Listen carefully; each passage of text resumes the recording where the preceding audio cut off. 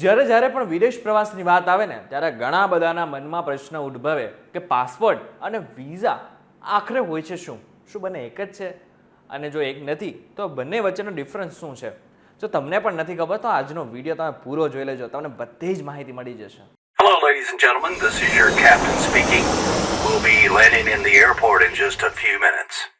Hello guys, welcome to vet with us and my name is Karan Chadodara. સૌથી પહેલાં જ આપણે વાત કરી લઈએ કે પાસપોર્ટ એટલે શું.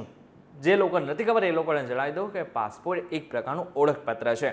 તમે જ્યારે વિદેશમાં કામ કરવા માટે જાઓ, ભણવા માટે જાઓ કે પછી ફરવા માટે જાઓ, એ પાસપોર્ટ સાબિત કરે છે કે આ તમે આ દેશના નાગરિક છો. પાસપોર્ટમાં વ્યક્તિનો ફોટો, નાગરિકતા, નામ, માતા પિતાના નામ, લિંગ, જન્મ તારીખ જેવી માહિતી હોય છે.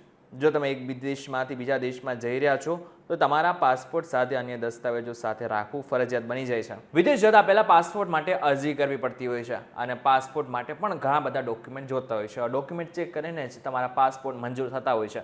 મહત્વનું છે કે પાસપોર્ટ છે એ જે તે કન્ટ્રી આપતું હોય છે. એટલે કે હું ભારતનો છું તો મને ભારતનું મંત્રાલય જ મને પાસપોર્ટ આપી શકે, બીજું કોઈ જ મંત્રાલય પાસપોર્ટ નથી આપી શકતું. હવે આ પાસપોર્ટના કેટલાક પ્રકાર છે, જેમ કે સામાન્ય passport, official passport, diplomatic passport, temporary passport અને ફેમિલી પાસપોર્ટ. સૌથી પહેલા વાત કરી લઈએ સામાન્ય પાસપોર્ટ શું છે. સામાન્ય પાસપોર્ટ એ એક પ્રકારનો પાસપોર્ટ છે કે જે મારા અને તમારા જેવા વ્યક્તિને મળતો હોય છે જ્યારે આપણે બહાર ફરવા માટે ક્યાંક જતા હોઈએ છીએ. બીજો પ્રકાર છે ઓફિશિયલ પાસપોર્ટ. ઓફિશિયલ પાસપોર્ટને સર્વિસ પાસપોર્ટ પણ કહેવામાં આવે છે. આ પાસપોર્ટ કોઈ પણ દેશનો સરકારી કર્મચારી હોય તેને આપવામાં આવે છે. આ પાસપોર્ટનો ઉપયોગ જ્યારે વ્યક્તિ સરકારી કામ માટે વિદેશ પ્રવાસે જતો હોય ત્યારે આપવામાં આવે છે. ત્રીજો પ્રકાર છે ડિપ્લોમેટિક પાસપોર્ટ. જ્યારે એક દેશના રાજદ્વારીઓ, દૂતાવાસો બીજા દેશમાં કોઈ પણ પ્રકારના દેશના કામને લઈને ત્યાં જાય છે ને ત્યારે એમને ડિપ્લોમેટિક પાસપોર્ટ મળતો હોય છે. ચોથો પાસપોર્ટ છે ટેમ્પરરી પાસપોર્ટ. જ્યારે આપણો પાસપોર્ટ જે છે, જે સામાન્ય પાસપોર્ટ છે, એ ખોવાઈ જતો હોય છે ત્યારે આપણે જ્યારે બહાર ફરવા માટે જવું હોય અથવા તો બહાર કોઈ એવા કામ માટે જરૂર હોય કે જ્યાં આપણને પાસપોર્ટની જરૂર પડશે. આમ તો જો કે વિદેશ જાઓ ત્યારે પાસપોર્ટની જરૂર પડવાની છે, પરંતુ જો તમારો પાસપોર્ટ ખોવાઈ જાય ત્યારે એવા સમયે તમને જે પાસપોર્ટ ઇસ્યુ કરવામાં આવે છે ને, પાસપોર્ટ બહાર પાડવામાં આવે છે ને, તેને ટેમ્પરરી પાસપોર્ટ કહેવાય છે. આ બાદ આ પાસપોર્ટનો નંબર આવે છે ફેમિલી પાસપોર્ટ, એટલે કે 5મા નંબર ઉપર છે ફેમિલી પાસપોર્ટ. હવે નામ ઉપર જ આપણને ખબર પડી જાય છે કે ફેમિલી, આખા ફેમિલીને ઇન્ક્લુડ કરીને એક પાસપોર્ટ આપવામાં આવે છે અને ફેમિલી પાસપોર્ટ કહેવામાં આવે છે. આ પરથી તો તમને ખબર પડી ગઈ હશે કે પાસપોર્ટ શું છે અને કેટલા પ્રકાર છે અને કેટલું જરૂરી છે આ પાસપોર્ટ. હવે આપણે વિઝાની વાત કરી લઈએ કે વિઝા એટલે શું. વિઝા એ એક પ્રકારની સત્તાવાર પરવાનગી છે કે તમારે જે તે દેશમાં કામ કરવું છે, ફરવું છે કે પછી કોઈ પણ પ્રકારે ત્યાં રહેવું છે.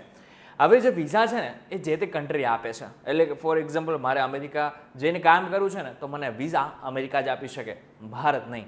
વિઝા સાથે તમે ચોક્કસ સમયગાળા માટે કોઈ પણ દેશમાં રહી શકો છો. ઘણા દેશોમાં જતા પહેલા આપણે વિઝા માટે અરજી કરવી પડે છે, પરંતુ ઘણા બધા એવા દેશો છે કે જ્યાં તમને ઓન અરાઇવલ વિઝા મળે છે. એટલે કે તમે ત્યાં દેશમાં જાઓ, ફ્લાઇટ તમારી લેન્ડ કરે કે તમને તરત જ વિઝા આપી દે છે. જેમ કે થાઈલેન્ડ છે, માલદીવ્સ છે, શ્રીલંકા છે. આ ઘણા બધા એવા દેશો છે કે જ્યાં તમને ઓન અરાઇવલ વિઝા મળી જતા હોય છે. હવે ઘણા બધા એવા દેશો પણ છે કે જ્યાં તમારે વિઝા માટે પણ ઇન્ટરવ્યૂ આપવું પડે છે, જેમ કે અમેરિકા.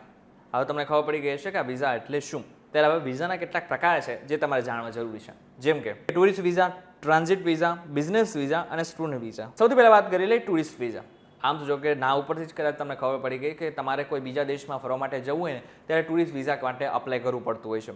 આમ તો જો કે મોટાભાગના દેશમાં ટુરિસ્ટ વિઝા ઝડપથી મળી જતા હોય છે, પરંતુ ઘણા બધા એવા દેશો પણ છે કે જ્યાં કેટલાક મહિનાઓ સુધી પણ રાહ જોવી પડી શકે છે, જેમ કે અમેરિકા જેવા દેશમાં તમારે ફરવા માટે જવું હોય તો ઘણા બધા સમય સુધી તમારે રાહ પણ જોવી પડે છે.